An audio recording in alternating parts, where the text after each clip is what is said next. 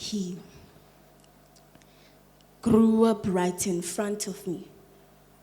I saw him crawling and crying, he got me crossing. In my dreams, he kept on growing, crawling and crying. In my wildest dreams, we just kept on bonding. Well, I know I never got to meet him, but because of what?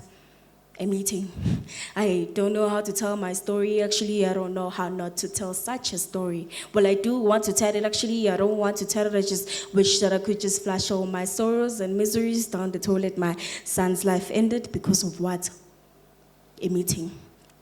It was Saturday night. I finally saw light in my life because it was the 70-something night being pregnant. I work, I earn, I afford, so obviously him I was going to be able to afford. Well, I wasn't sure he was going to be a boy, but I prayed day in and day out that he be a boy so that the world can be a better place. I didn't want my little girl to feel the pain that I felt, so I hoped that having a boy will make him see how his father treats me, then be a better man than his father is.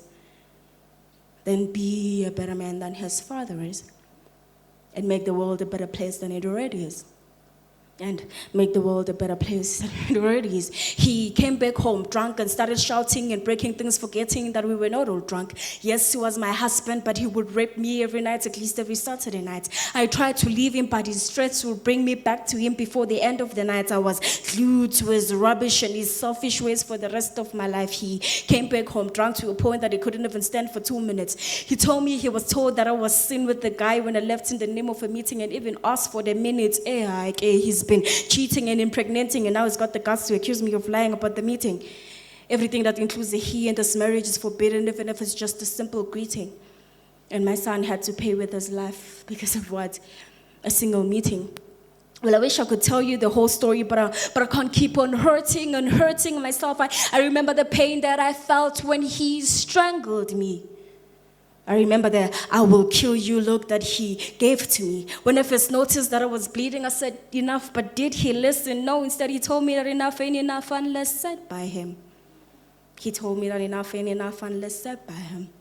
Well, I'm sorry, but I can't give you all the evidences. I'm still attending a court case of murderer. When he used to beat me up, he would say it wasn't him and blame it on anger, so I didn't kill him. He was killed by anger. And I hope that the magistrate will give anger a life sentence because it came between my husband and I.